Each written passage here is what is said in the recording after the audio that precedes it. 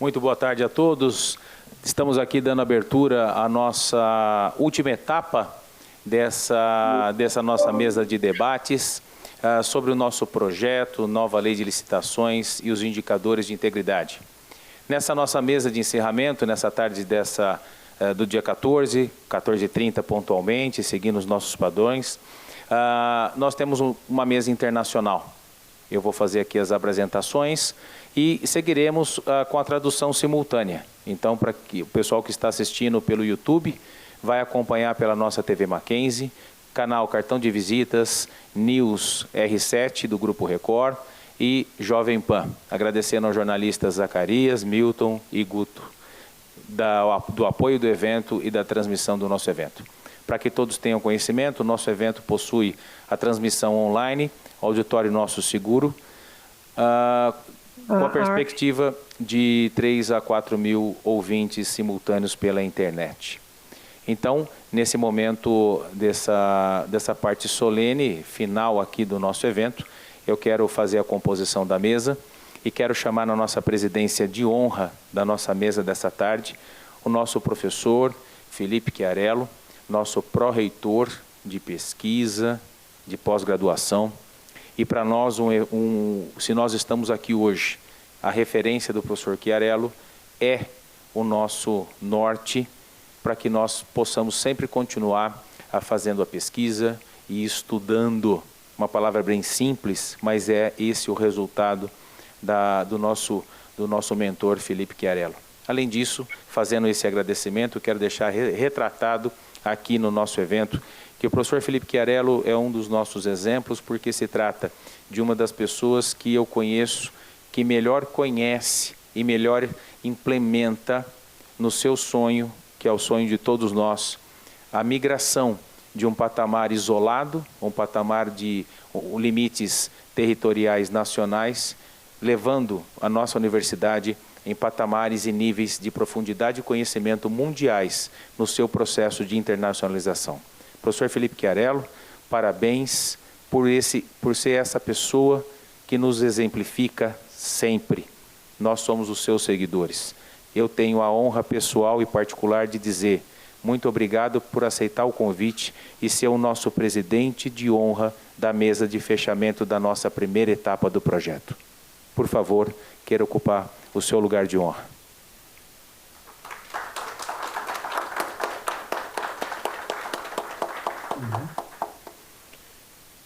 Nesse nosso primeiro painel de honra aqui, quero convidar o nosso professor da casa, o professor Alexis, que vai conduzir o nosso professor espanhol visitante, professor Juan Carlos Ferrer. Seja muito bem-vindo visitar a nossa casa. Estou falando também pausadamente pela tradução simultânea e para também acolher-o da melhor forma possível no nosso evento. Por favor, queiram ocupar aqui a nossa mesa de honra.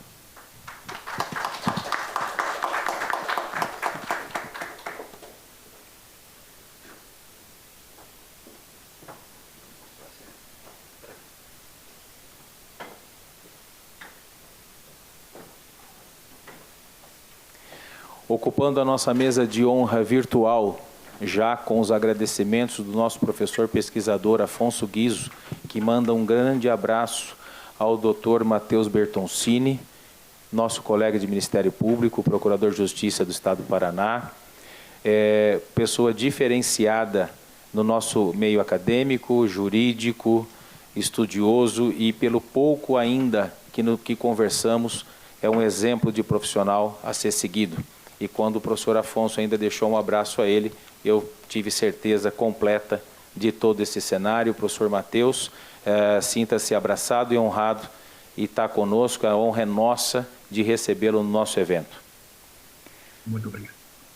E aqui eu vou apresentar o nosso pesquisador do nosso Centro de Integridade, o nosso administrador inicial, professor Samuel Mamed, que hoje se encontra nos Estados Unidos, fazendo a sua pesquisa de pós-doutorado na área que nós tratamos aqui na nossa pesquisa, mas sob o enfoque do administrador da economia das finanças. O professor Samuel é um exemplo prodígio de pessoa. Embora seja um dos caçulas da turma, né? É o que mais brilha com as suas ponderações de educação, respeito e carinho para com todos. O professor Samuel, é uma honra tê-lo aqui nessa mesa e você, meu amigo, será o encarregado de conduzir a nossa estrela hoje, a professora Susan Rose Ackerman, uma das maiores autoridades americanas pelo respeito, pela pesquisa, pela integridade que expõe nos seus conhecimentos. Então, não me sinto autorizado a fazer isso, professor Samuel, porque você é o nosso pesquisador que tem condições de igual para igual de apresentar a professora Susan na sua importância. E já agradecendo, professora Susan, é uma honra para mim poder ter a presença da senhora aqui, expondo o conhecimento, a prudência, a eficiência do conhecimento, para que nós possamos aprender e muito com a senhora no dia de hoje. Muito obrigado e passo a palavra ao nosso presidente de honra da mesa para a condução dos trabalhos. Muito obrigado, que vocês tenham uma excelente tarde. Muito obrigado, professor Petean. Por favor, tome assento. Eu queria agradecer o convite em nome da reitoria da Universidade Presbiteriana Mackenzie para fazer parte desse importante evento que marca efetivamente a história dessa universidade do ponto de vista da luta pela integridade, pela identidade institucional e por aquilo que o Mackenzie tem no seu DNA da justiça. Eu quero fazer uma saudação especial a toda a sua equipe, a todo o trabalho que vem sendo desenvolvido no CEMAP e a sua liderança dentro desse evento, desse processo, porque essa pesquisa ela é de fundamental importância para o impacto da universidade extramuros.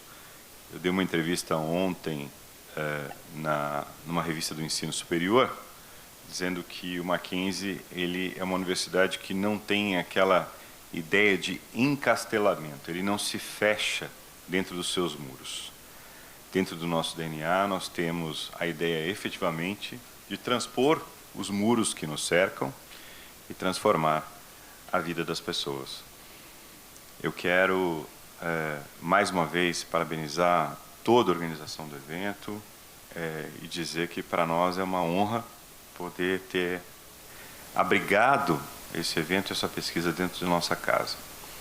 Estou tomando a liberdade de falar tudo em português, porque nós temos a tradução simultânea, mas quero fazer uma saudação especial à professora Ackerman, que tenho a honra de hoje conhecer, mesmo que virtualmente. Estivemos em Yale, eu e o professor Jean Paul Lismânio, ministrando uma palestra em 2019 e pudemos ver a afinidade das discussões e dos temas que nos unem.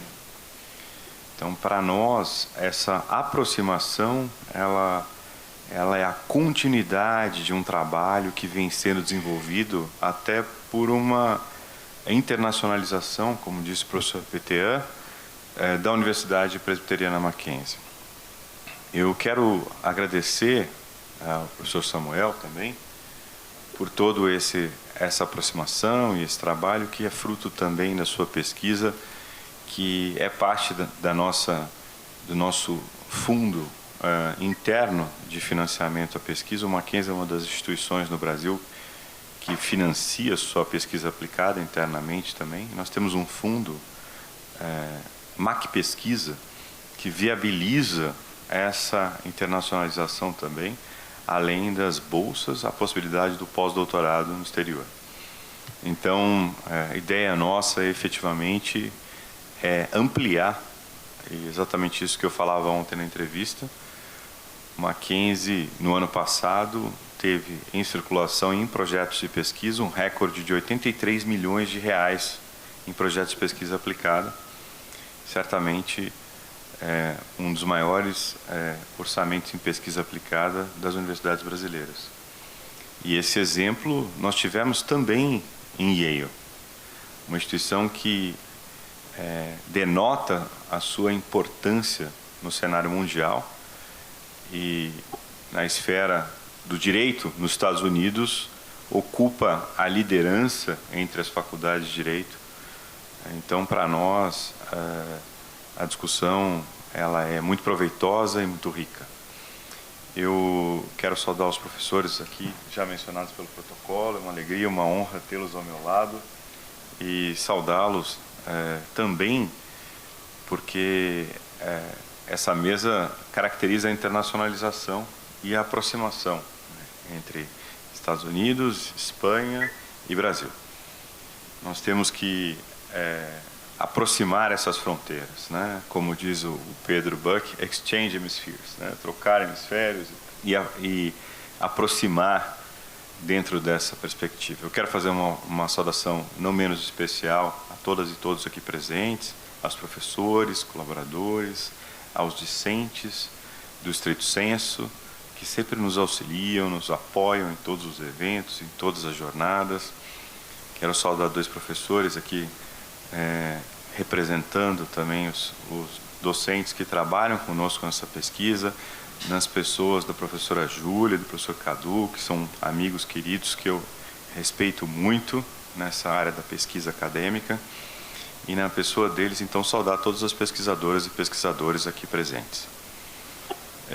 Sem mais demoras, eu vou passar a palavra, então, ao Samuel, que vai nos representar agora internacionalmente, mais uma vez saudando aí a sua pesquisa e a sua dedicação nesse importante evento do professor Fabiano e de toda a sua equipe. Muito obrigado.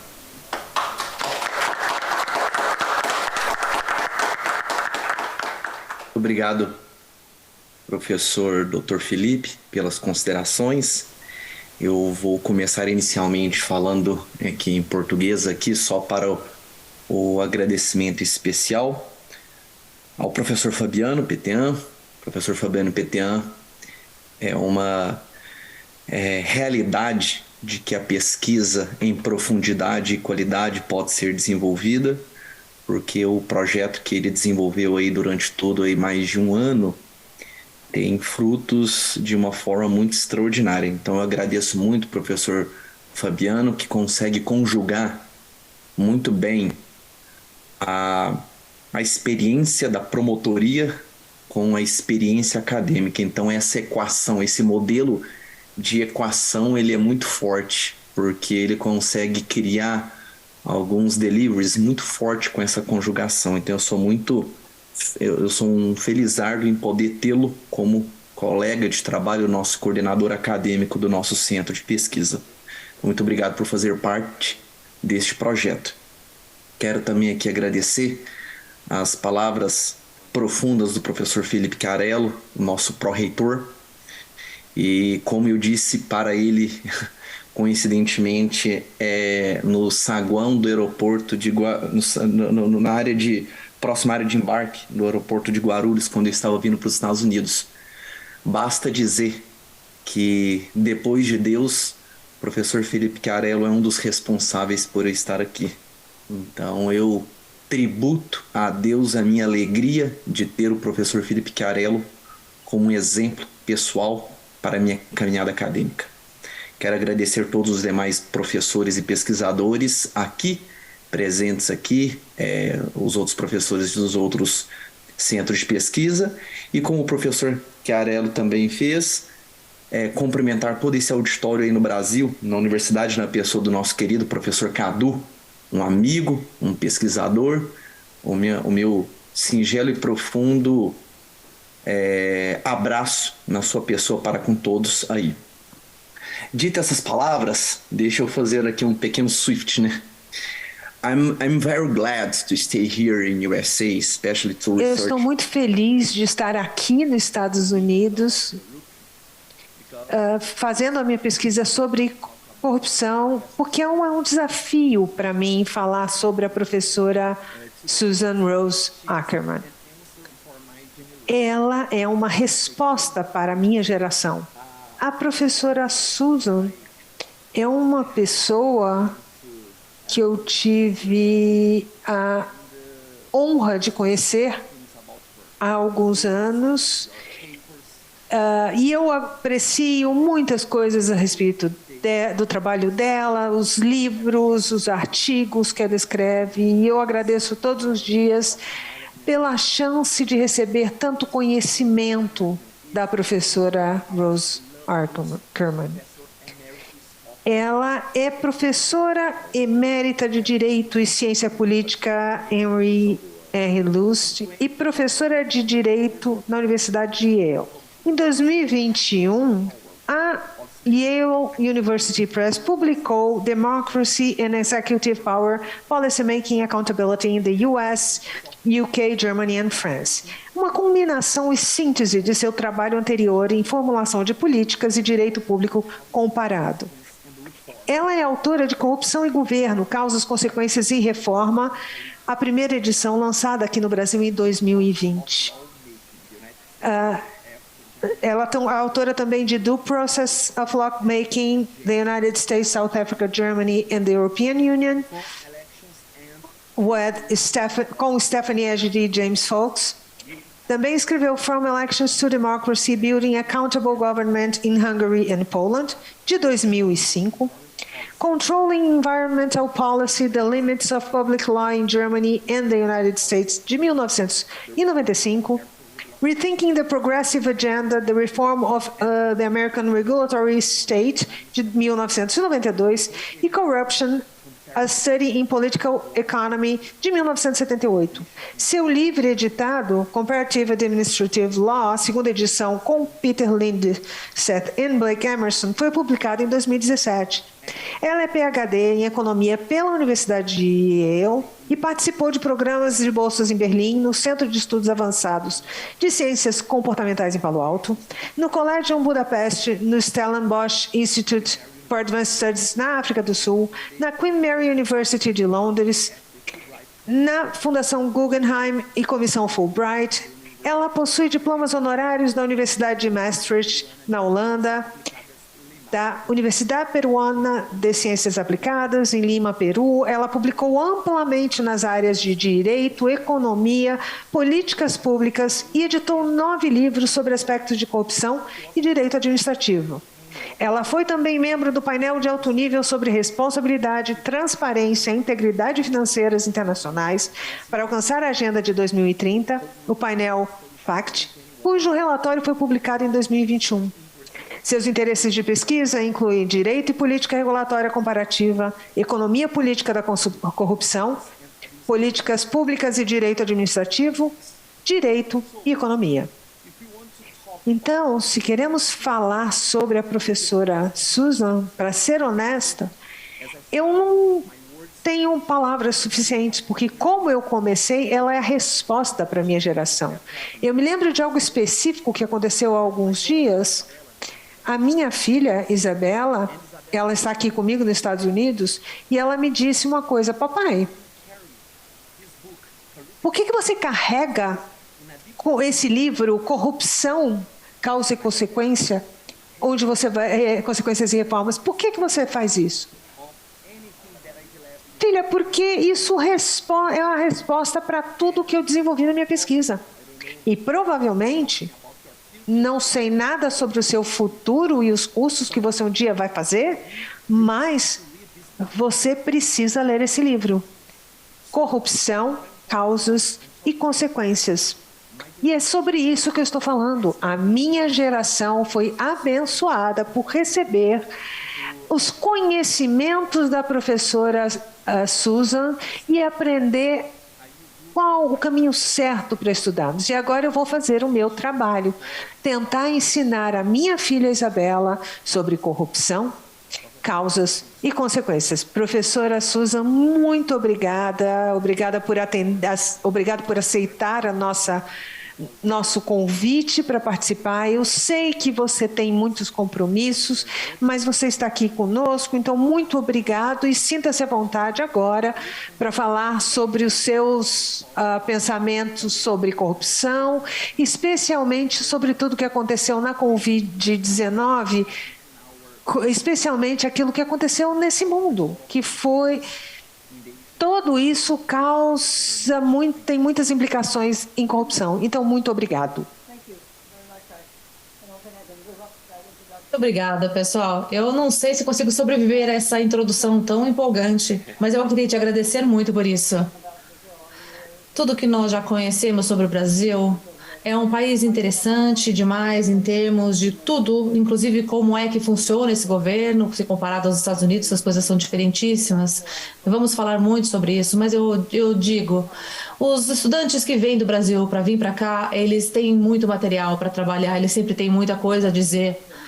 E isso realmente não se compara ao que nós temos aqui. É claro, nós temos problemas em todos os lugares, mas enfim, mas vamos focar no que nós temos para falar aqui.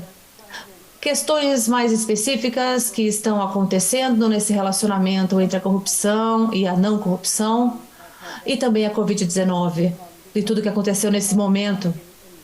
Porque, no geral, todo tipo de catástrofe, guerra, problemas, sempre abriram espaços para a corrupção, mas, ao mesmo tempo, muito importante lembrar que as pessoas são generosas. Existem maneiras distintas de você ser generoso, mas também existem maneiras de abrir precedente para quebra de regras e abrir tantas possibilidades aí que possam causar problemas. Mas o que a gente vê é que muitas pessoas passaram por cima de muitas regras, especialmente nessa época. Isso com a desculpa de que tinham que trazer tudo para um controle muito certo enquanto a pandemia estava acontecendo. Então aquilo virou uma grande desculpa para fazer tanta besteira, tanta coisa. E provavelmente, por conta disso, essa evidência de corrupção ficou mais latente. Todo mundo realmente começou a notar um pouco mais, porque já ficava descarado, porque sempre era desculpa do vírus. Eu tenho certeza que em 2020... a partir desse momento, em abril mais ou menos, depois que tudo ficou exposto, muitos profissionais ao redor do mundo incutiram nesse tipo de situação e começaram a comprar equipamentos de equipamento, comprando no mercado negro, comprando superfaturado, comprando errado, comprando em quantidade duvidosa e fazendo pesquisas ou não. E isso foi complicado, porque foi chegando material para que nós conseguíssemos entender que as pessoas estavam abusando do que elas poderiam fazer. Então, na medida em que a pandemia foi se desdobrando, tudo isso começou a ser exposto, tudo começou a ficar óbvio e aconteceu o que vocês já sabem. Então, basicamente, chegou num ponto em que a corrupção ela pode acompanhar qualquer tipo de coisa, especialmente porque ela se desenvolve muito rapidamente se ela estiver num ambiente favorável para isso. Existem muitas razões para que isso aconteça, para essa conexão acontecer. Uma é que você tem que responder rapidamente. Se você tem que responder rapidamente, você acaba que responde de qualquer jeito. Por exemplo, um incêndio, um furacão, são precedentes para uma coisa dessa acontecer. Outra coisa se você tem que agir muito além do tempo que você tem e você tem poucas possibilidades, você só vai, você não pensa. E eu acho que isso fica muito óbvio para todo mundo. É claro, existem maneiras de transformar algo que tem potencial para desarte em alguma coisa que possa ser boa? Sim. Mas existe pouca possibilidade também de fazer o contrário, entende? É muito mais fácil você acabar expondo o problema no final. E se você ainda não fez isso, o que poderia ter sido feito? Cobrir a rotina, responder de modo mais preditivo às coisas e entender as consequências. Então, os governos, eles fizeram mudanças regulatórias em tempo muito curto de tempo, um espaço muito curto de tempo, trocaram muitas vezes os pés pelas mãos para tentar cobrir uma coisa que eles não poderiam, para realmente atender as demandas, iniciar processos e tudo mais. E depois é o seguinte, não é só a necessidade pela rapidez, essa incerteza do que fazer também. Nós vimos isso muito evidentemente durante a Covid. Muitas vulnerabilidades, muitas incertezas, a espalhabilidade do vírus, terrenos incertos e fazer coisas de uma hora para outra. Todas essas coisas criaram esse senso de quebra de regras, de se passar por cima da lei, porque o vírus virou uma desculpa. E isso acabou cobrindo, inclusive, necessidades pessoais. E, é claro, esse desastre em particular, se comparado com outros, tem que ser visto com cuidado. Por quê? Porque todas as pessoas que estudam a área da saúde, elas entendem que não é uma indústria, um setor qualquer. Não é um setor em que você vê o que o competidor, o que o concorrente está fazendo e você age. Você age individualmente também por contas que acontecem dentro do seu ambiente. E isso não envolve somente a complexidade de bens e serviços, mas ela trabalha também com a questão do seguro. E é claro, vocês entendem que existe uma relação simbiótica entre essas duas entidades, não é?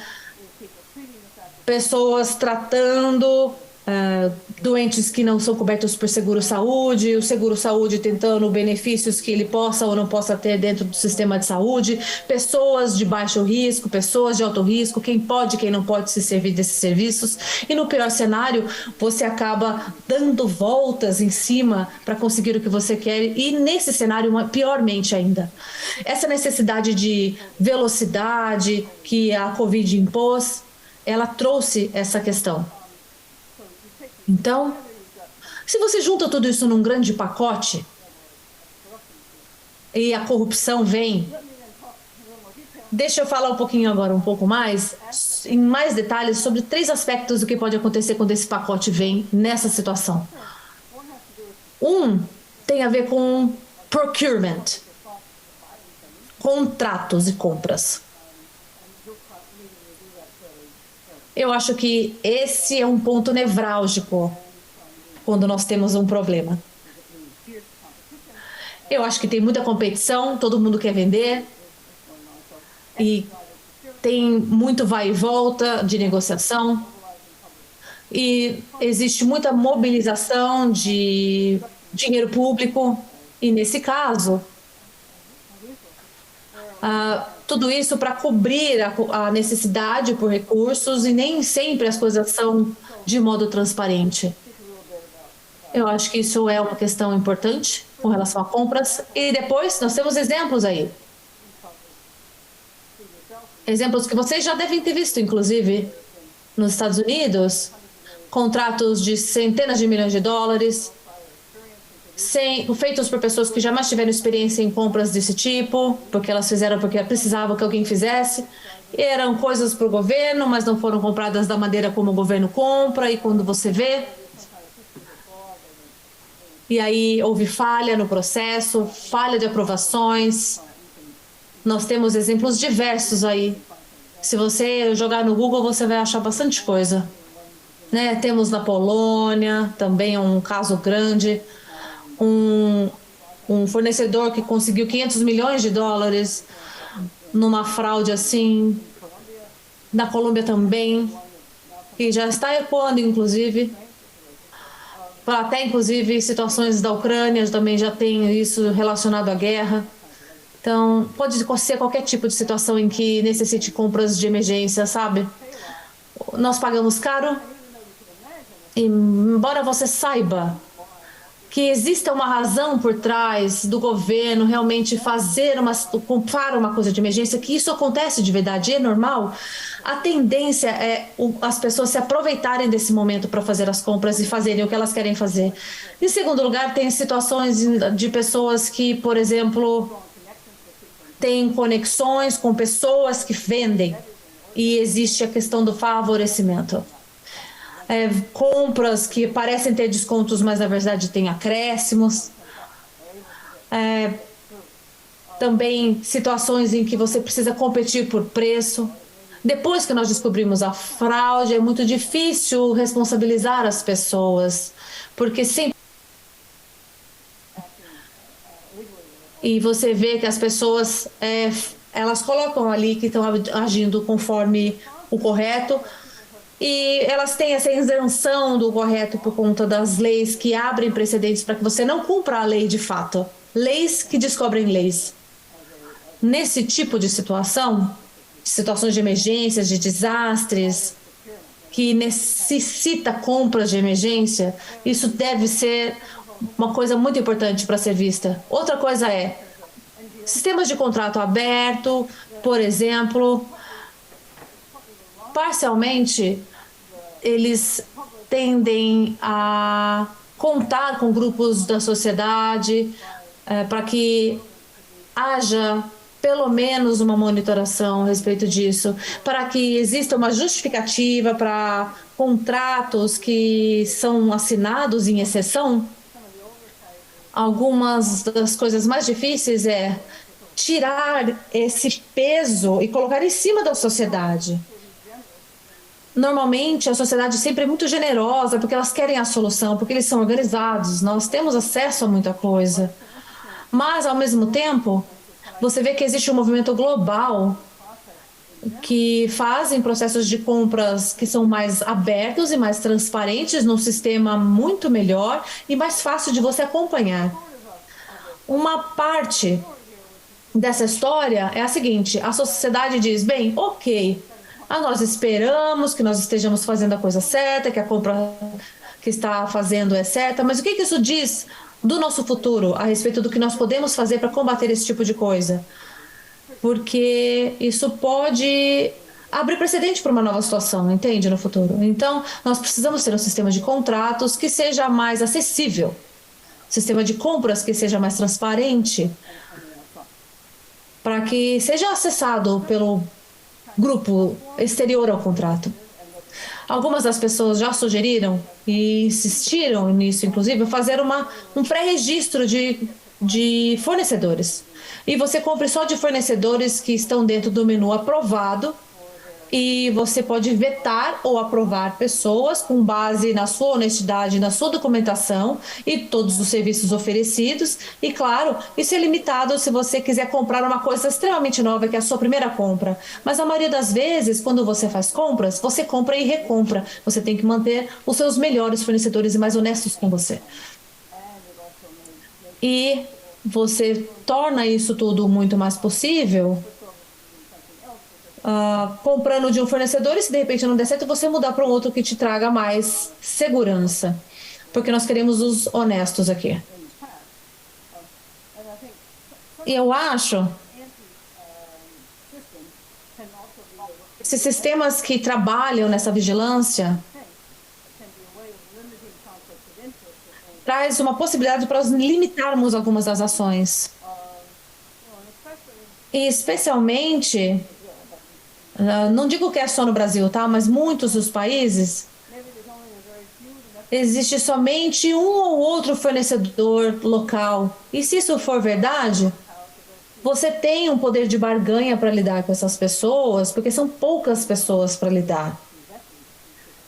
E aí você pode vetar ou não de acordo com o que eles apresentam de garantias e transparência.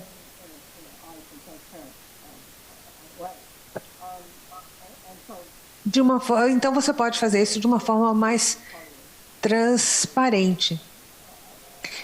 Então, essa é uma maneira de você lidar com compras. Outra coisa que tem sido muito discutida na área internacional é a integração sobre quem realmente é dono desses processos. Algumas vezes as pessoas que estão comprando não conhecem. Dentro dos Estados Unidos, você tem diferença entre os estados e a forma que eles compram. A lei também é diferente de um estado para o outro. E as leis estaduais criam regras diferentes. Então, em alguns dos nossos estados, é muito fácil criar uma empresa de frente, uma empresa laranja, digamos assim,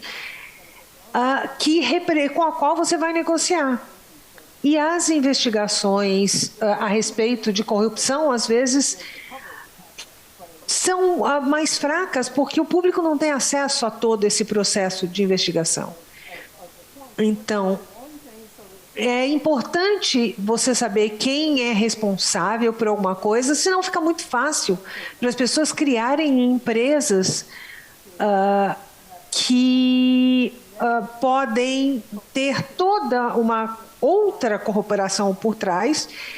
E neste processo de empresa, que é dona de empresa, você esconder quem realmente é o dono do processo. Então, isto é um processo que pode ser usado para a administração, para esconder fraudes, e é um caminho, talvez, para uma administração verificar a legitimidade das empresas, verificar quem realmente é dono e responsável pela empresa com quem você vai fazer negócio.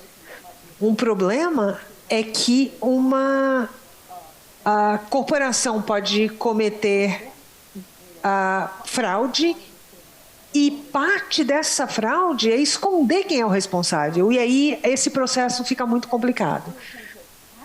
Outra coisa que acontece é que alguma transparência é necessária. Então, se você conseguir criar esses requisitos de uma forma que eles coloquem importância nesse ponto, em saber quem é o responsável pelo processo, isso pode ser uma forma de resolver o problema. É um problema geral, e porque você tem compras necessárias num momento de urgência, mas você tem toda essa complicação que nós comentamos ao longo desse processo. Uma outra peça dessa história é a parte de informação. Nós temos leis que existem no mundo inteiro, algumas nasceram nos Estados Unidos, e essas informações exigem que as empresas fornecem algumas informações que o governo é obrigado a coletar em qualquer processo de compra. Mas, por outro lado, esta transparência torna possível para outras pessoas terem acesso a informações sem que elas digam para que necessariamente elas precisam dessa informação. E, de qualquer forma, essa possibilidade de abertura de acesso para acessos indevidos não é uma justificativa para não haver transparência sobre as informações. Então, é importante ter um programa que permite que pessoas fora do governo tenham acesso a informações. Essas pessoas podem ser grupos da sociedade ou parte da comunidade de negócios que nós sabemos que é corrupta e que pode ter acesso a informações que poderiam lhes trazer vantagens. Então, é importante entender que algumas coisas que são vistas como informação, às vezes são consideradas pelos burocratas como não importantes, mas elas são importantes. Nos Estados Unidos, alguns grupos abriram processos para ter acesso a muitas dessas informações, e isso tem uma consequência. Sim, há sempre causas e consequências, há sempre vantagens ou não para aqueles que são funcionários graduados dentro do governo, mas alguns desses processos podem ser muito caros. E tornar todas essas informações disponíveis é um processo complexo e muitas vezes, como eu acabei de falar, economicamente caro. Mas para cumprimento da lei é preciso ter alguma expostação. As investigações sobre corrupção têm que ser relativamente transparentes, e eu acho que talvez haja muito foco numa lei criminal, que é uma parte desse processo, mas é uma parte demorada, não é um processo muito eficiente, não é uma ferramenta muito eficiente para lidar com alguns desses problemas. E nós temos também a lei civil. Não queremos que uma anule a outra, que uma investigação avalie a outra, anule a outra, mas é importante que nós tenhamos investigações sobre esses funcionários públicos que talvez estejam facilitando esses processos que levam à corrupção ou que estejam diretamente envolvidos. E nos Estados Unidos, nós temos vários órgãos diferentes, como o Departamento de Justiça, a Federação de Comércio, e nós temos a lei de corrupção no exterior, estrangeira, que cobre especificamente processos de propina e em que envolvem executivos e empresas atuando no exterior.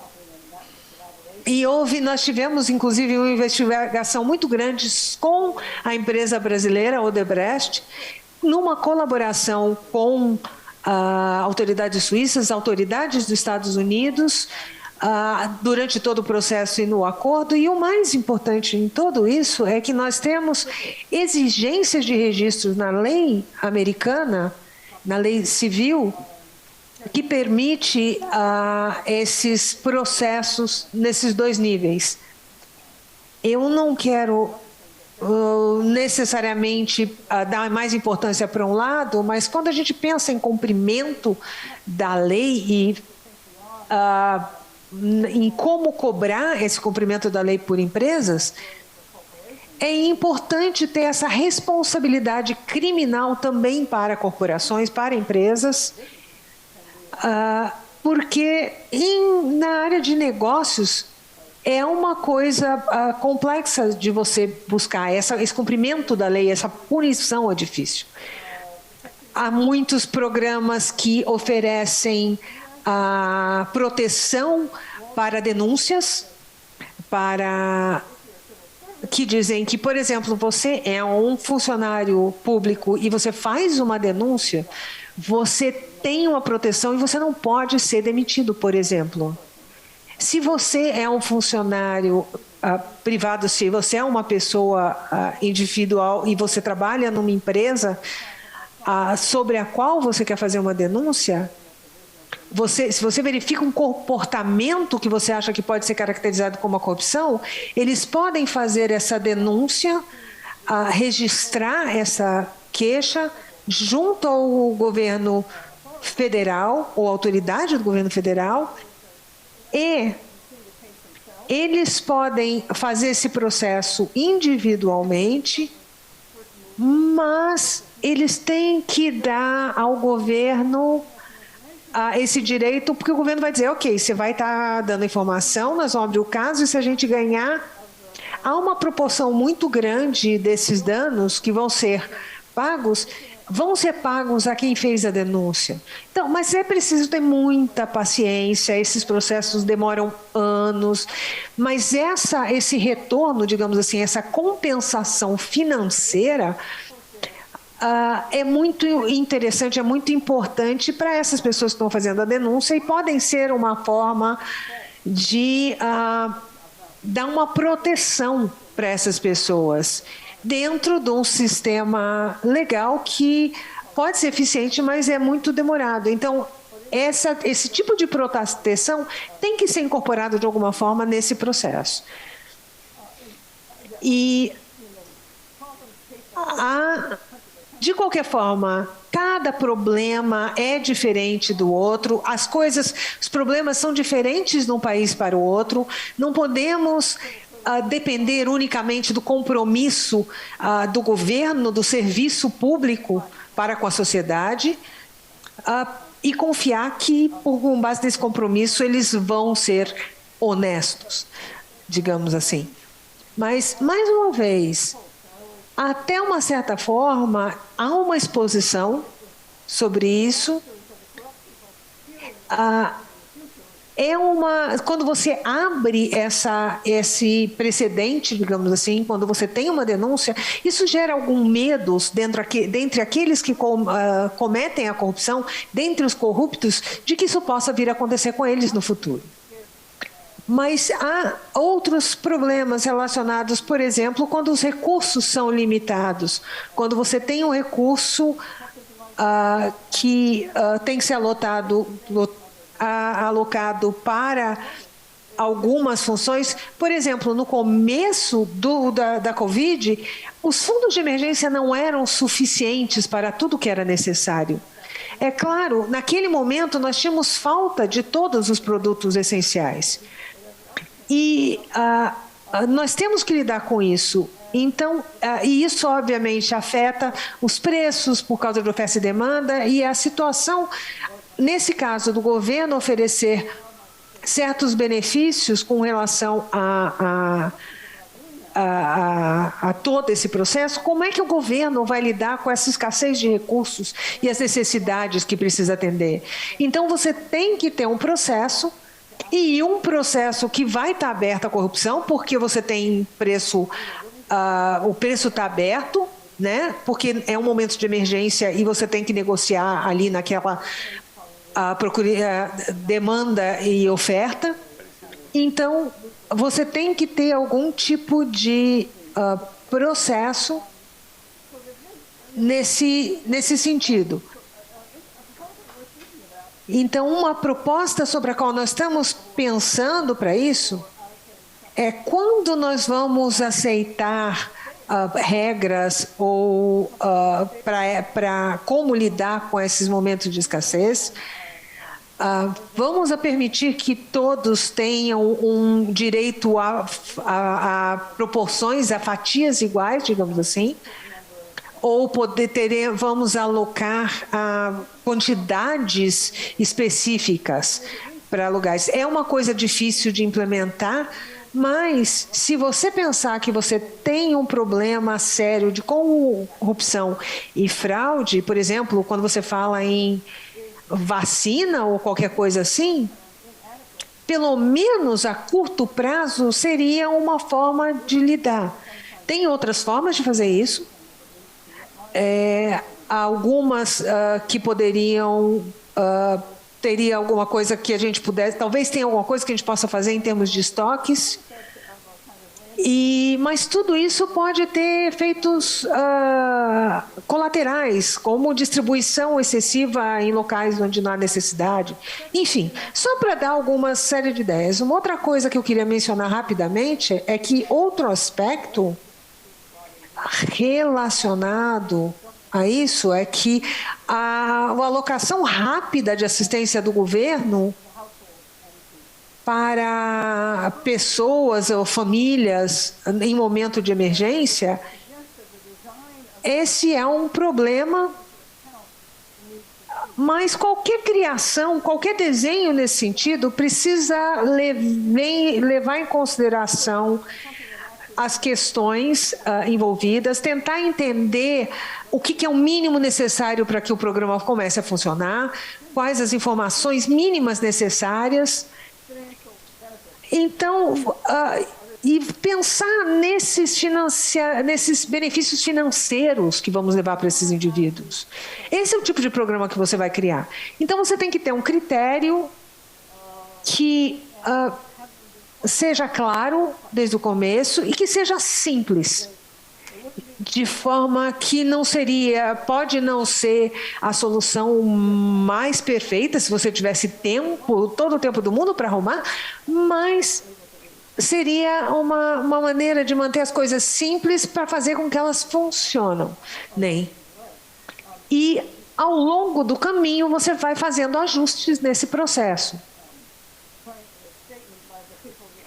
E como o pessoal da FM disse, faz alguma coisa, mas mantenha aí os recibos, para que em algum momento a gente possa voltar e analisar o que foi feito. E como vão haver outros desastres no futuro, é bom a gente entender como funcionou para incorporar isso em como o sistema vai funcionar no futuro, para que isso possa ser usado no caso de outras emergências. E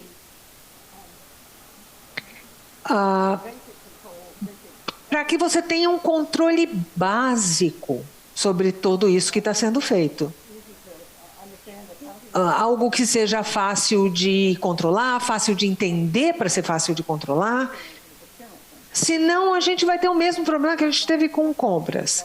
Agora, tem algumas questões específicas e bem claras sobre compra que a gente poderia falar, sobre como essas questões específicas estão relacionadas, coisas que são aconteceram relacionadas à Covid, mas podem estar relacionadas a qualquer questão sanitária.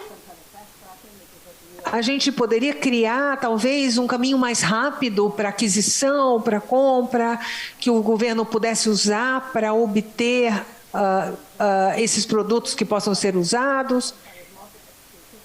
Talvez dar algum tipo de exclusividade para uma empresa ou outra. Subvenções para alguns produtos mais específicos. Tudo isso pode ser necessário ou até justificável dentro desses processos quando você está numa questão, lidando com uma emergência. Sem que nesse processo a gente tenha que se preocupar em isso se tornar um processo de corrupção institucionalizada. Porque, é claro, as pessoas vão querer pegar o seu pedacinho, né? E nós precisamos nos preocupar com todo o processo, as pessoas que estão dentro do governo, as pessoas que estão recebendo esse benefício dentro das empresas. E nós precisamos nos preocupar com como tudo isso está sendo cuidado. E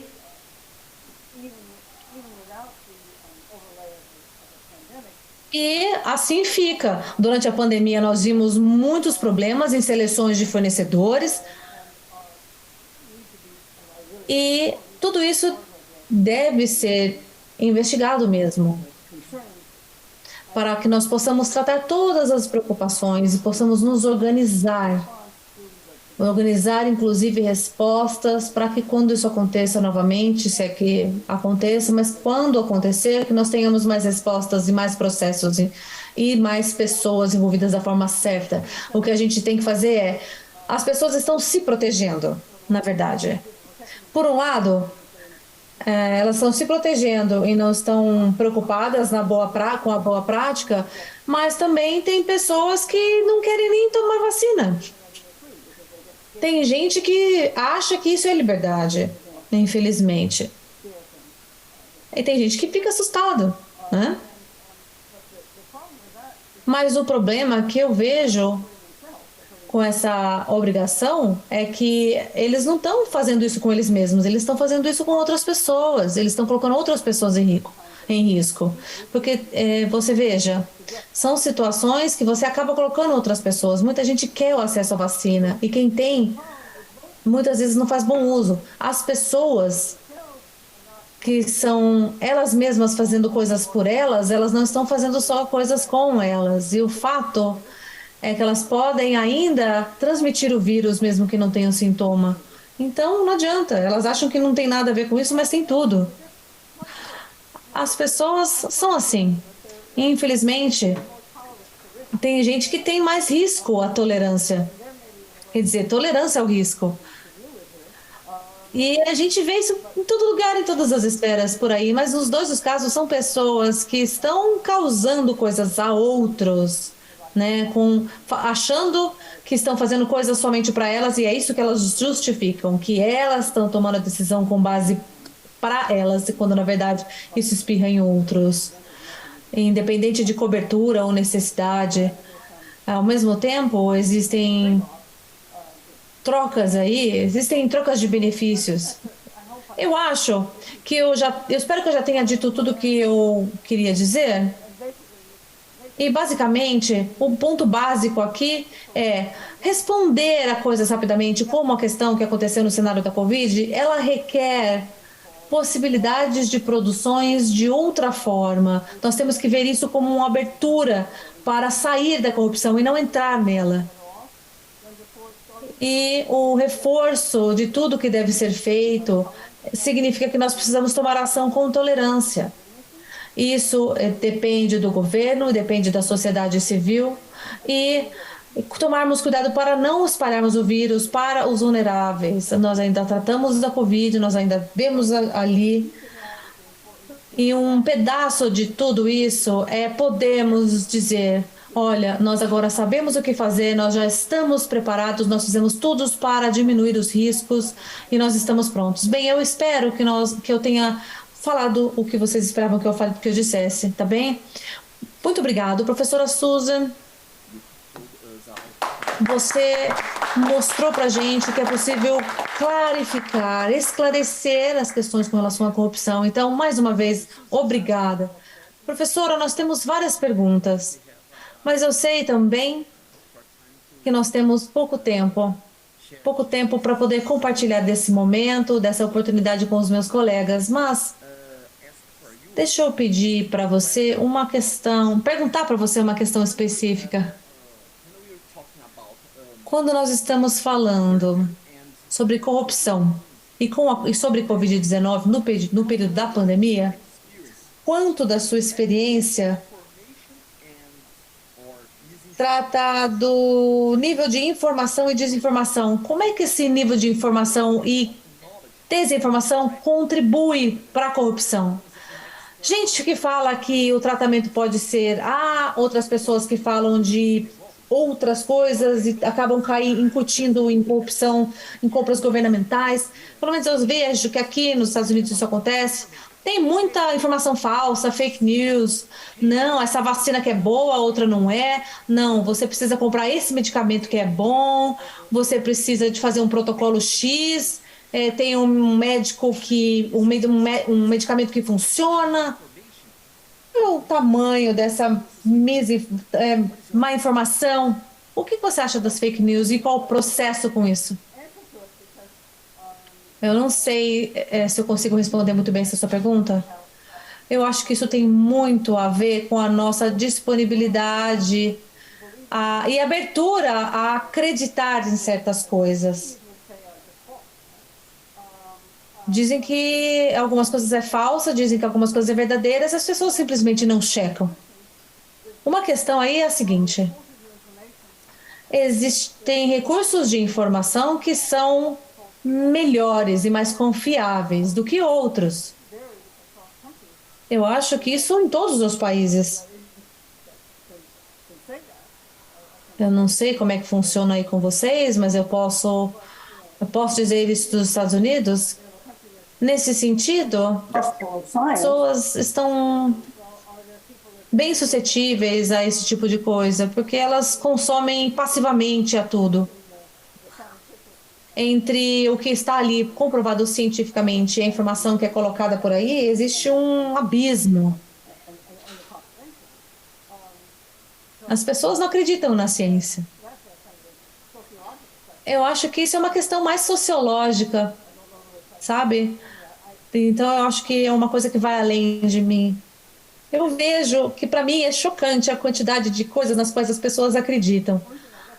Uma coisa que eu acho que é importante dizer e que eu não falei, você tem um exemplo brasileiro da tentativa de compra de vacinas de Covid de um fornecedor na Índia. E o que aconteceu, vocês sabem muito bem.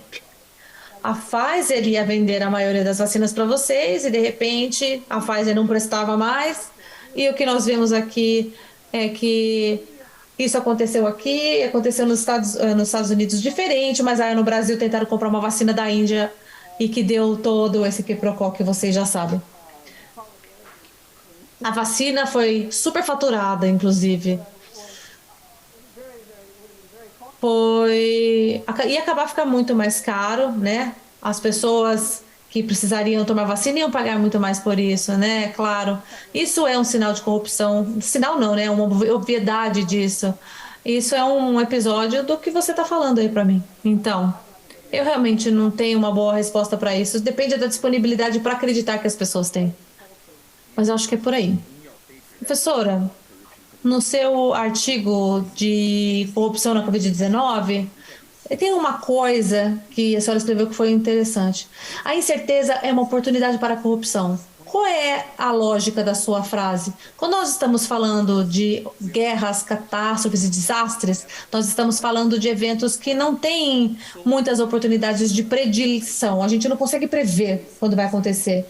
Eu acho que essa incerteza, essa forma de evento, é uma chave para que os corruptores consigam abrir uma porta de oportunidade de corrupção. Então eles olham ali, palavra desastre, as anomalias, e eles colocam tudo junto e colocam ali na sociedade. Todos os dias nós estamos vendo e trabalhando com incertezas em todos os aspectos que nós imaginamos. Nós temos muitas opções.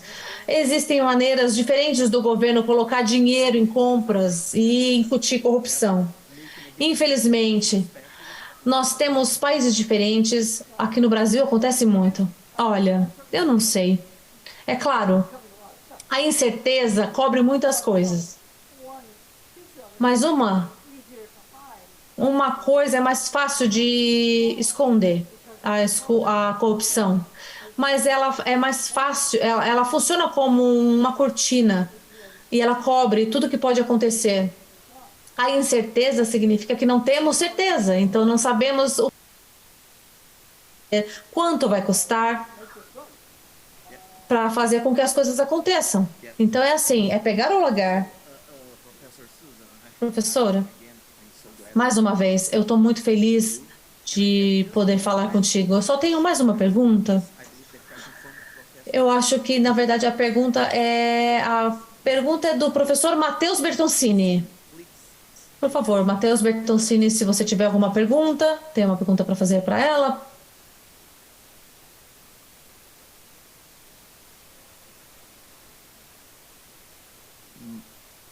Matheus? Matheus? Você tem alguma questão para falar para a doutora Susan? Se você quiser colocar o unmute, yes. Tem trocas de benefícios.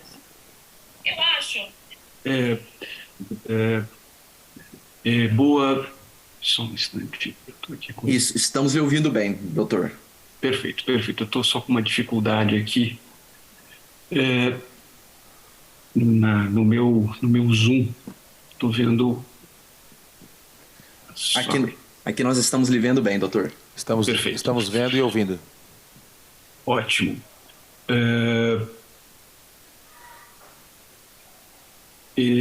It is a joy for me as a professor of the master.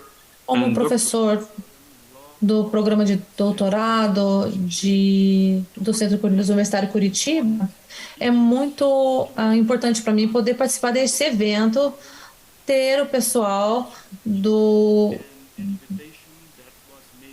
programa de pós-graduação e poder falar aqui com vocês aqui no Mackenzie. Professor Fabiano, uma honra poder estar com o senhor novamente. É um privilégio mesmo poder participar neste painel que foi feito de tantos professores distintos, Felipe Carello, Juan Carlos Ferri, Samuel Mamed e também, especialmente, professora Susan Rose Ackerman, que é uma referência nesse assunto de corrupção.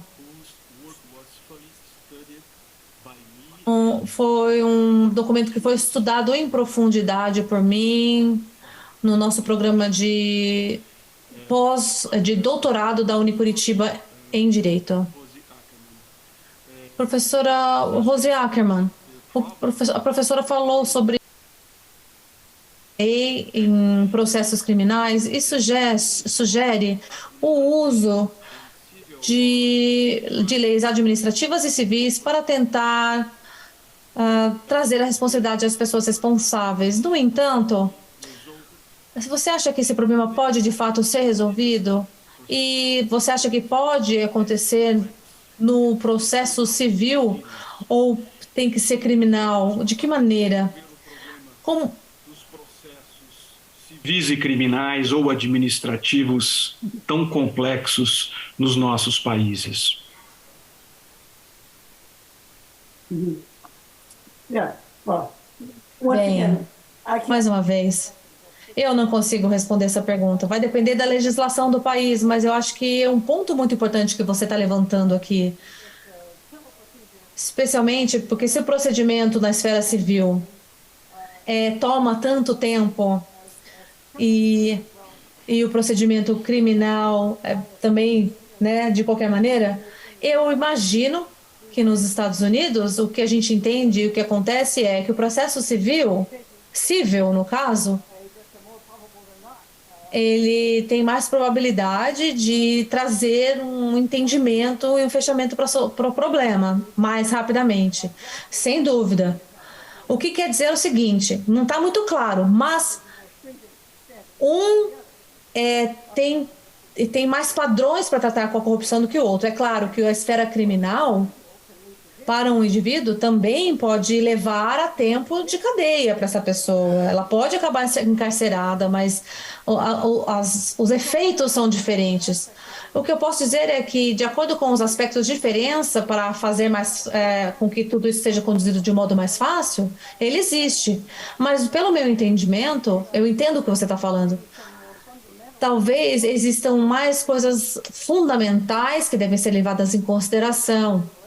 Não só diretamente relacionada, claro, aplicada à corrupção e à pandemia, mas não diretamente relacionada a ela. De repente, a pessoa pode ser responsabilizada civilmente, mas também criminalmente. Isso tudo vai depender do que aconteceu. É claro, nós vamos precisar de ações adicionais e investigações mais específicas e mais relevantes para a tomada de decisão.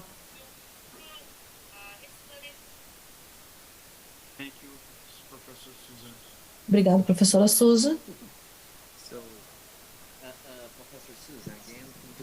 Professora Susan, mais uma vez nós agradecemos a sua interferência, seu esclarecimento. O professor Fabiano me mencionou um ponto específico. Agora nós vamos passar para o segundo passo do projeto e você está convidada, tá bem?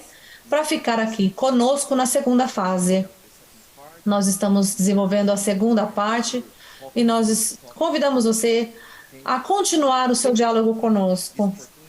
Agradecemos muito por essa oportunidade e eu estou muito feliz de ter essa oportunidade de conexão contigo. Vou passar agora o microfone para o nosso pró-reitor, professor Felipe. Obrigado. Muito obrigado, professor Samuel.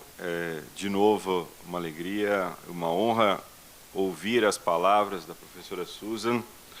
E essa continuidade da pesquisa vai ser fundamental também para o impacto que nós podemos fazer na realidade brasileira e na realidade mundial. E a contribuição da professora Susan para esse centro Mackenzie de Integridade será de uma relevância fundamental para que nós possamos fazer essas atividades, inclusive do ponto de vista prático, que ela mencionou na sua fala. Uma série de questões de importância de estabelecimento de critérios objetivos, de uma discussão da ética, de uma discussão que certamente nos liberta do ponto de vista de integridade e de impessoalidade do ponto de vista da administração pública. Então, eu queria, mais uma vez, agradecer, passar a palavra ao Dr. Bruno, que está aqui conosco online, que é o advogado que trabalha especificamente essa área, mais uma vez agradecendo também a Unicuritiba, que é a nossa grande parceira neste evento. Olá, boa tarde a todos. Aqui uma grande honra poder fazer parte desse projeto Mackenzie Integridade, dessa apresentação de hoje, especialmente aqui com a participação da professora Susan, que acho que produziu aqui um guia importante para todos nós. E a perspectiva aqui sobre esse tema, e em conexão com o que foi mencionado, é que existem uma série de, trazendo um pouco também da minha experiência profissional na relação com o poder público em geral e as lógicas próprias que conectam a isso sobre a perspectiva de integridade e anticorrupção. Logicamente que momentos dessa natureza, como foram os momentos específicos e próprios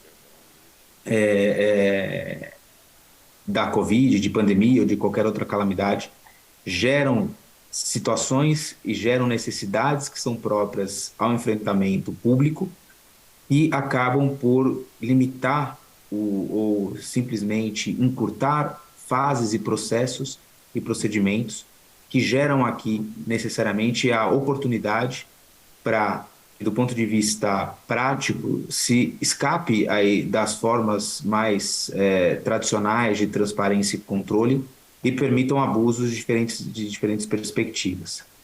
O professor Suruda trouxe um ponto muito importante, que é a falta de certeza sobre o acontecimento seguinte ou sobre a necessidade que se coloca para fins da administração, de gestão daquela circunstância e mitigação das consequências, acaba por gerar a oportunidade para que malfeitos sejam realizados.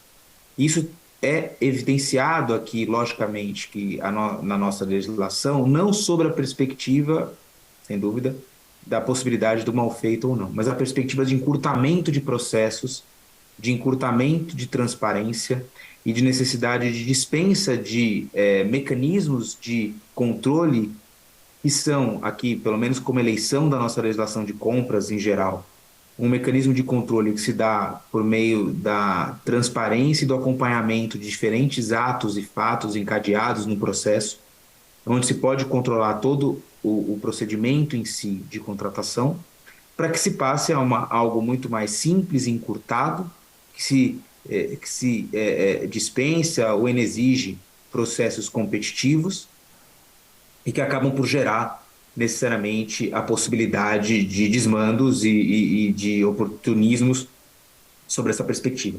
E aqui, particularmente, entendo que caberá propriamente às autoridades de controle, seja no ambiente interno da própria administração, seja no ambiente externo, aí que são as autoridades auxiliares a controle, seja ela Tribunal de Contas, sejam elas agências específicas de controle, sejam elas órgãos próprios e entes da sociedade civil que têm a capacidade de acompanhamento desses processos, da busca e tentativa de tolher, eventualmente, e com processos cíveis ou até mesmo criminais, trazendo aqui ao ponto que foi questionado, aqueles que tenham extrapolado, que tenham efetivamente praticado malfeitos específicos aí, nesse momento ou em outros momentos de calamidades similares. E aqui, professora Susan, não é só a calamidade própria de Covid, nós temos outros temas que sempre ocorrem, tais como questões de excesso de chuvas, desmoronamentos e temas dessa natureza que implicam necessariamente numa atuação veloz por parte da administração e que não necessariamente estamos preparados em ferramentas e instrumentos adequados do ponto de vista de procedimento para dar uma resposta rápida, mas sem perder de vista o nível necessário de controle que impeça aí oportunismos em geral. Então, isso fica sempre a posteriori, e aqui pontos importantes, porque acaba que, como reflexo ou consequência dessa situação, aquele agente público sério e comprometido tem muito receio e muito medo de atuar também e fazer aquilo que necessariamente se faz necessário ser feito no ambiente dessa natureza. Então, esse é um ponto que fica. Agora, a pergunta que acho que importante é se existem aí instrumentos, professora, e os demais colegas aqui, instrumentos no ambiente ou no direito norte-americano que possam e permitam aí um controle, inclusive dessas circunstâncias, desses processos excepcionais de compras, seja ele no ambiente prévio, seja ele no ambiente posterior. Óbvio, as consequências processuais nós acreditamos, mas existe algum sistema de controle que possam envolver até aspectos de tecnologia ou aspectos próprios governamentais que permitam aí que essa resposta seja rápida dentro desse ambiente de incertezas ou esse ambiente de calamidade? Obrigado.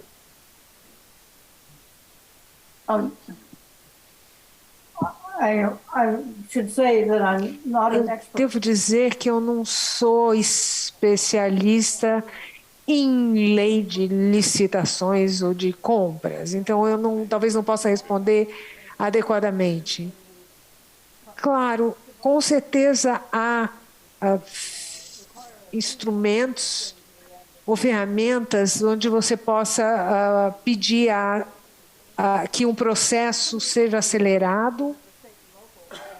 E, é claro, existem diferenças a nível estadual e local, mas o que você está me perguntando é, talvez, quais as situações em que você tem regulamentações definidas e em que condições você pode contornar esse processo estabelecido de aquisição para fazer alguma coisa acontecer. Mas você teria direito a uma resposta mais concreta e eu não estou em posição de te dar essa resposta exata, como que isso funciona, uma série de cursos específicos para pessoas que trabalham na área de aquisição e de contratação e licitação. Há um livro bem interessante sobre Nova York, que em tradução livre seria a busca pela integridade total, que fala sobre a corrupção como um problema, mas que tenta falar sobre a luta contra a corrupção, colocando tanta coisa mais complicada em cima desse processo, que você cria ainda mais oportunidades de corrupção. Então, eu não consigo responder a sua pergunta de uma maneira muito objetiva, da forma que eu acredito que ela deveria ser respondida. É com certeza, uma pergunta que merece uma pesquisa adequada, especialmente, por exemplo, em contratações e licitações militares. Há questões bastante específicas de licitação, por exemplo.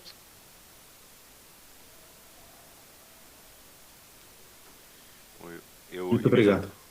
Imediatamente, então, vou passar a palavra para o professor Alexis para suas ponderações. Boa tarde a todas e a todos. Inicialmente, agradecer o convite que foi gentilmente feito pelo professor Petian para estar aqui hoje, juntamente com o professor Juan Carlos Ferrer, catedrático de UELO. Agradecendo também em nome da Ordem dos Advogados do Brasil, pela deferência que foi feita, pelo convite que foi feito, e cuja presidente, infelizmente, não pôde comparecer, mas eu venho aqui em nome, representando a Ordem, que se sente muito prestigiada, envaidecida pelo convite que foi feito para participar do evento. Eu teria uma consideração objetiva a ser feita, e é evidente que são dois pontos importantes no tocante à corrupção. Um deles é a prevenção, que a professora Ackerman tratou muito bem, trazendo alguns pontos importantes para a reflexão sobre a prevenção. É claro, sempre é melhor a prevenção, mas isso não afasta a repressão. Em algum momento a corrupção acontece.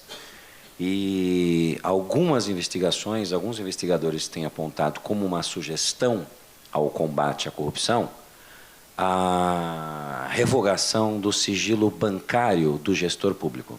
Ou seja, aquele gestor público que, como um servidor público, que se entrega a um serviço público e que gerencia o dinheiro público, não deveria ser protegido pelo sigilo bancário, ou seja, as contas bancárias pessoais e de pessoas ligadas a ele deveriam ser de acesso a todos.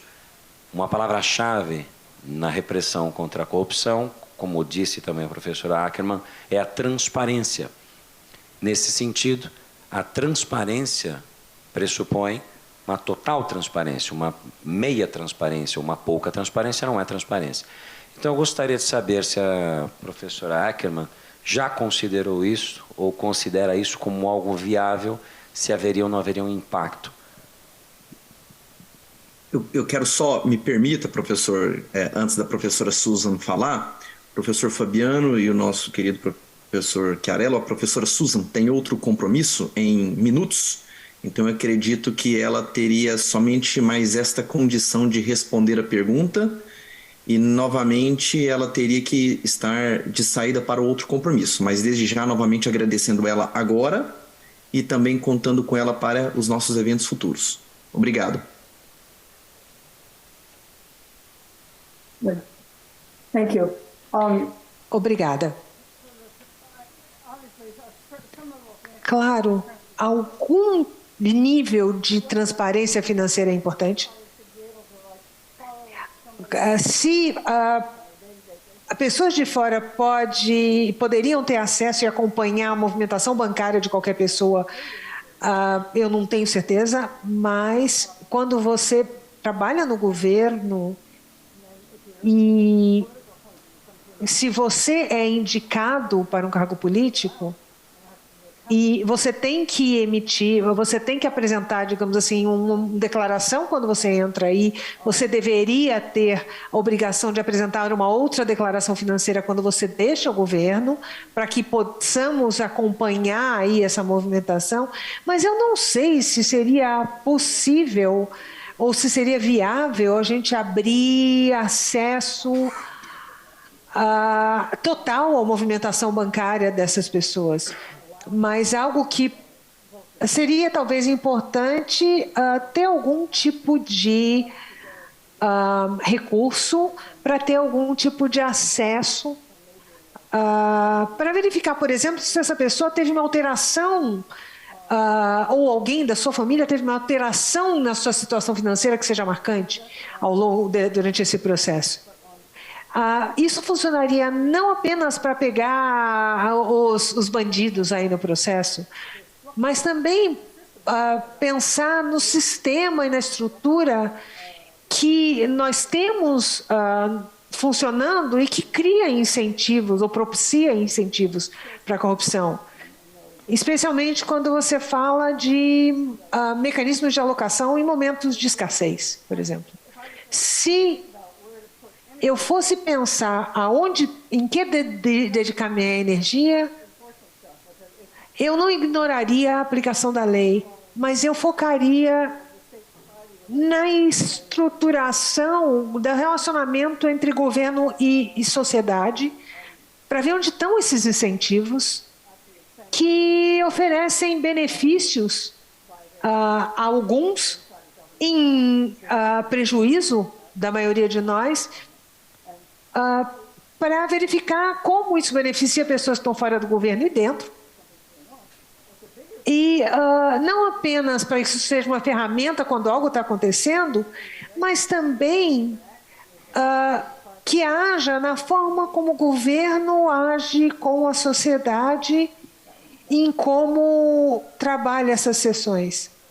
Então, isso talvez seja um caminho. Como eu disse, eu tenho outro compromisso, então eu peço desculpa, eu preciso sair, mas eu agradeço muito a vocês, foi um prazer e foi muito generoso da parte de vocês me receberem aí para esse evento na sua universidade.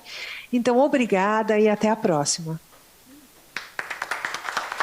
Muito obrigado, professora Susan Rose Ackerman. Nós reconhecemos a necessidade do seu tempo. Muito obrigado. Reforço essas portas abertas para a nossa pesquisa.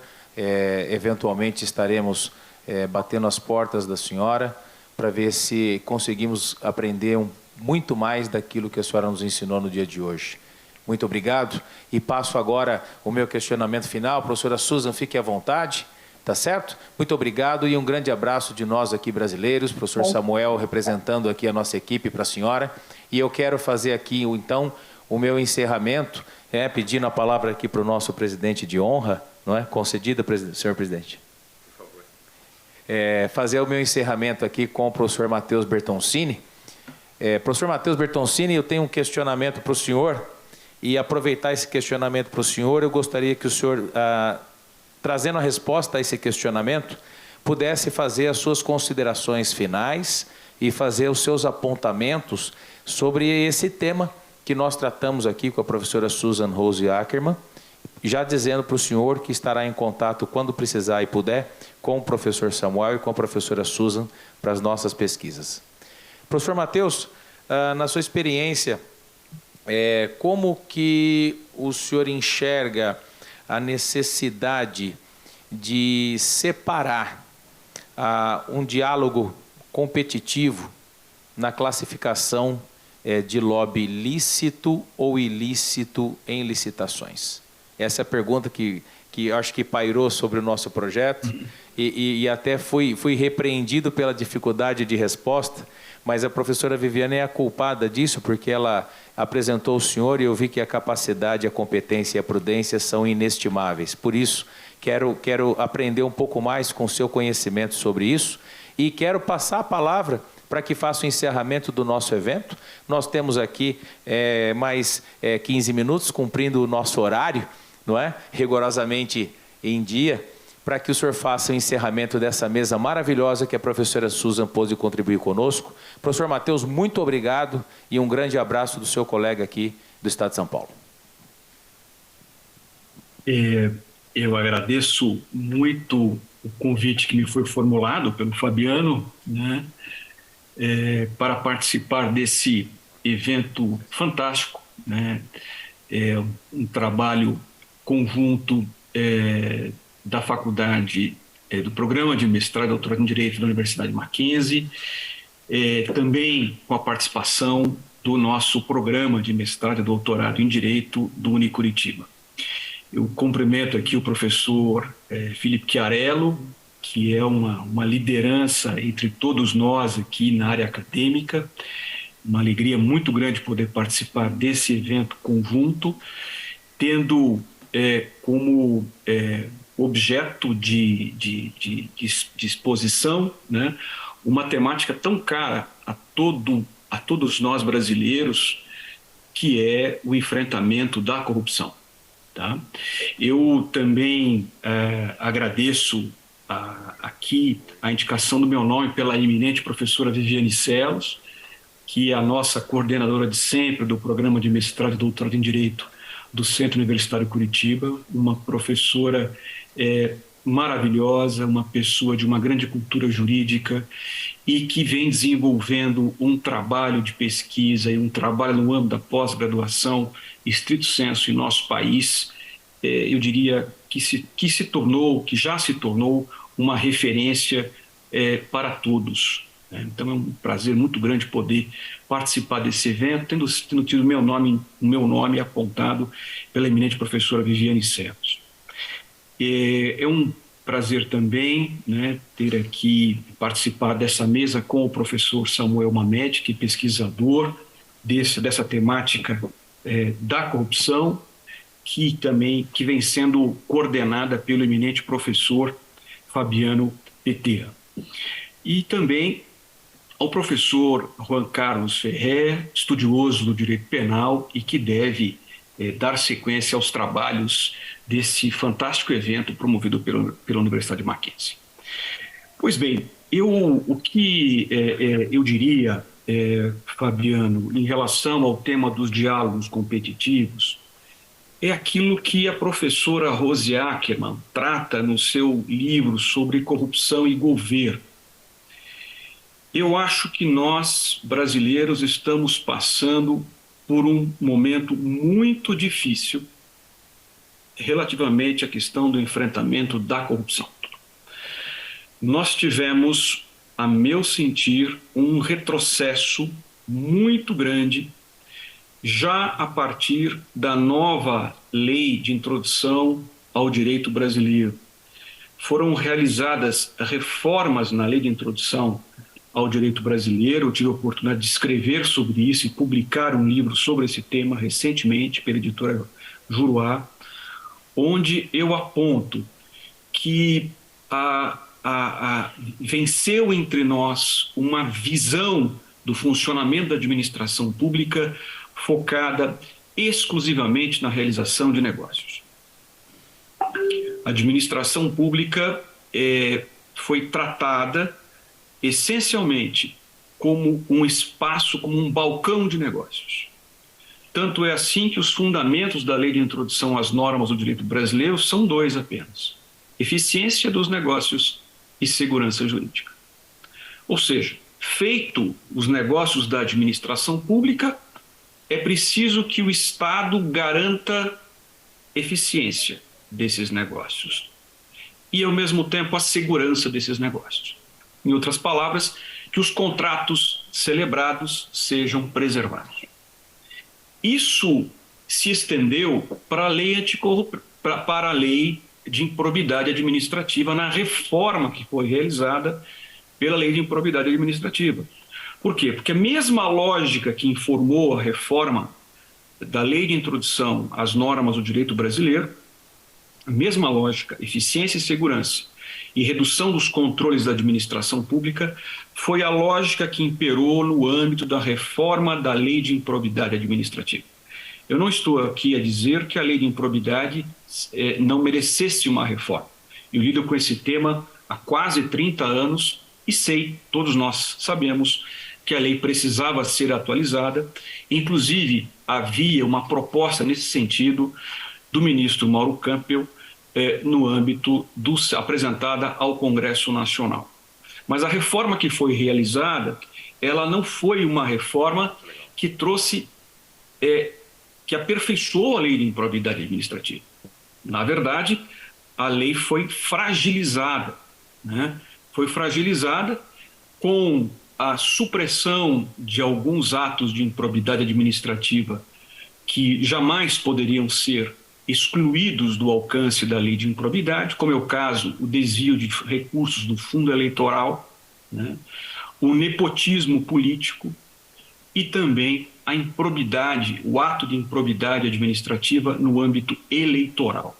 Quer dizer, o que eu noto é que a lei foi fragilizada, sem falar das restrições na investigação e das enormes dificuldades processuais, né, que foram implementadas na legislação, dificultando enormemente a tramitação das ações de improbidade administrativa.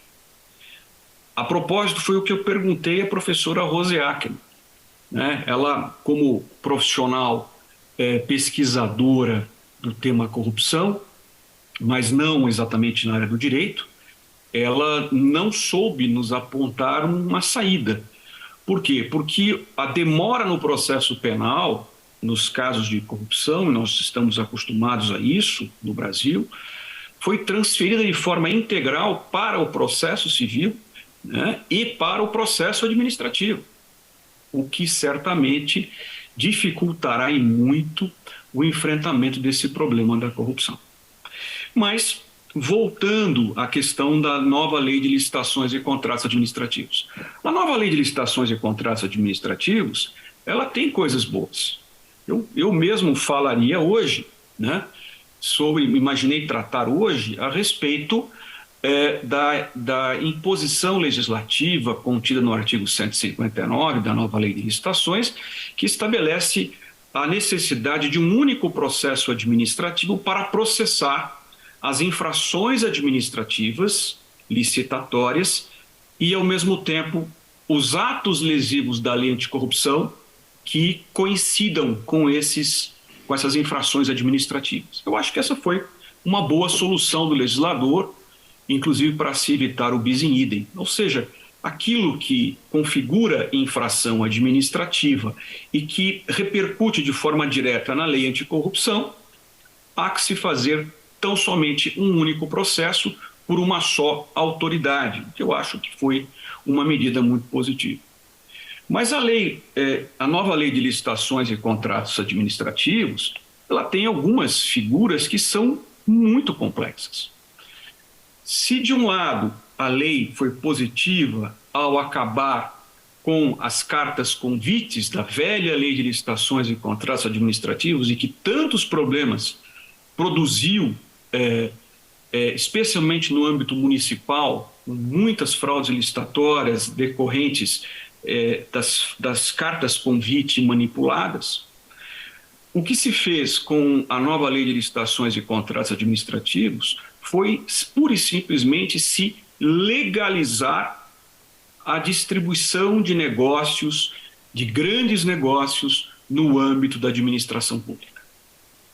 Ou seja, a impressão que eu tenho, com o devido respeito, é que o legislador brasileiro, assim como fez com a Lei de Introdução às Normas do Direito Brasileiro, assim como fez com a Lei Anticorrupção, também fez na nova Lei de Licitações alterações que trarão problemas muito sérios na responsabilização dos desmandos ocorridos no âmbito administrativo nas nossas licitações. Houve uma troca. Se na velha Lei de Licitações a carta convite atingia negócios aí na faixa dos R$80 mil até 80 mil, houve uma atualização, creio, para 179 mil, eu não me lembro exatamente o valor, mas originariamente R$80 mil. No caso específico dos diálogos competitivos, nós temos um problema gravíssimo na medida em que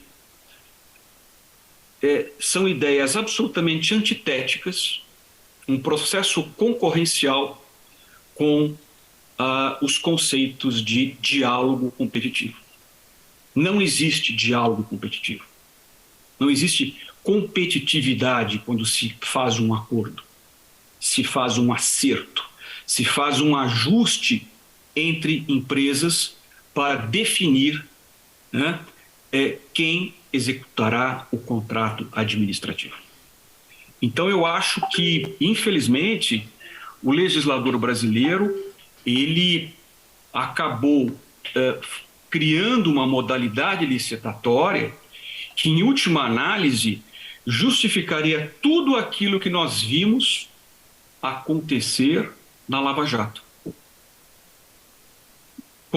Grandes empresas na área de construção civil sendo convidadas para participar de processos licitatórios, ajustando os negócios entre elas, num lobby de construtores, e definindo esses contratos e seus valores.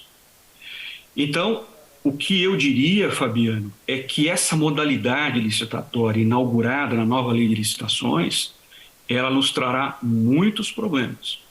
A meu sentir, essa modalidade licitatória, ela é inconstitucional. Dizem, inclusive, que nós fomos buscar o exemplo do direito estrangeiro, né, do direito internacional no âmbito das contratações públicas com essa modalidade licitatória, mas o que eu diria é que seria muito mais honesto que nós dispensássemos ou inexigíssemos as licitações nos casos apontados na legislação, na nova Lei de Licitações, para fins de diálogos competitivos, do que fazermos aí um procedimento que nada mais realiza do que nada mais faz do que justificar, do que legalizar o lobby entre empresas fornecedoras do poder público. Nada mais faz do que justificar, no ordenamento jurídico brasileiro, a escolha pelo administrador público das empresas que farão negócios com o Estado brasileiro. Que nada mais faz do que justificar uma modalidade licitatória que permite a redução do número de participantes àqueles que elaboraram ou apresentaram projetos a serem executados pela administração pública. Então, Fabiano e caríssimos ouvintes, eu não vejo com bons olhos essa modalidade licitatória. Diálogos competitivos não existem.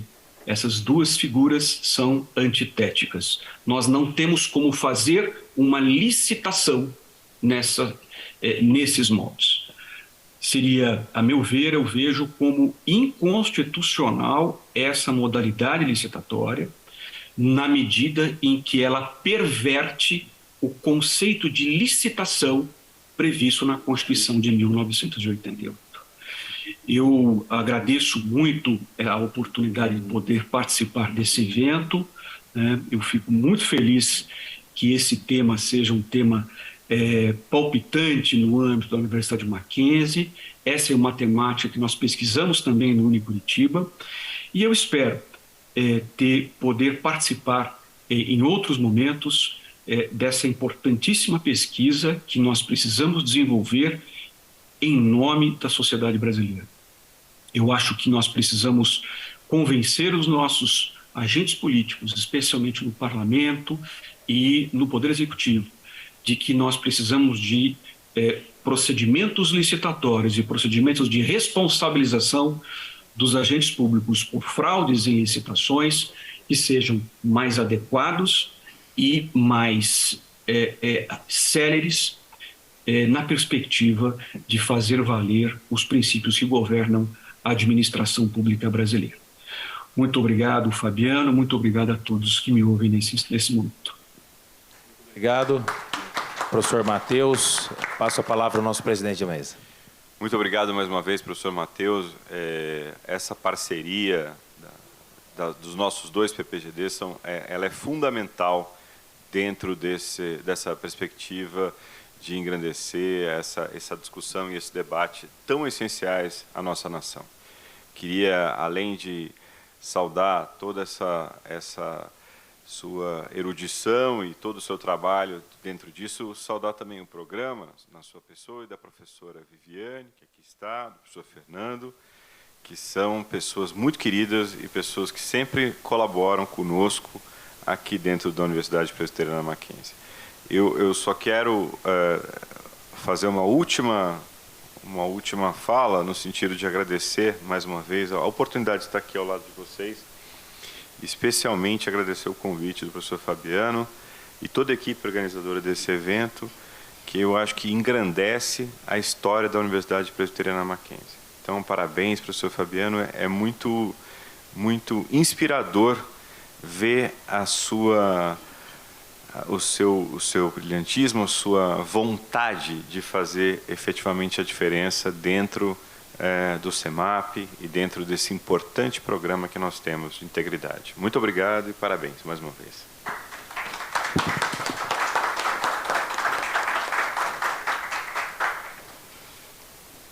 Professor Felipe, muito obrigado pela deferência, nada mais do que uma ordem dada, ordem cumprida por parte de vossas excelências. Obrigado.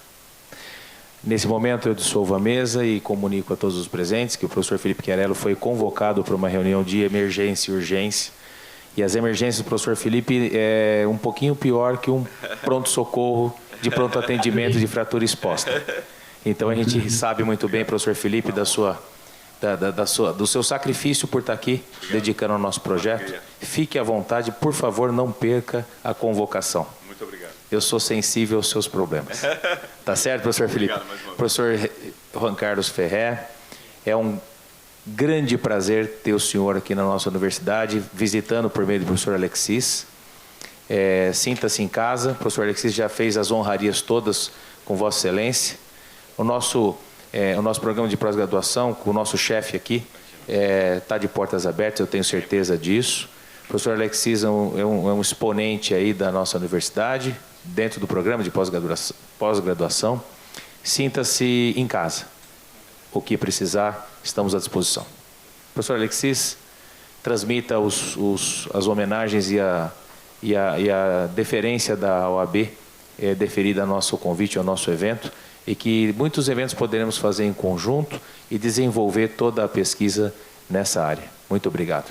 Encerro os trabalhos agora e já comunico a professora Carla, que está conosco aqui online, que dentro de 5 minutos ela conversa com o professor Chuba nos Estados Unidos. E 5 minutos então, professora Carla, às 4h20, chegaremos aqui para dar início à nossa última mesa do nosso último painel, do nosso último dia de evento. Muito obrigado e até lá.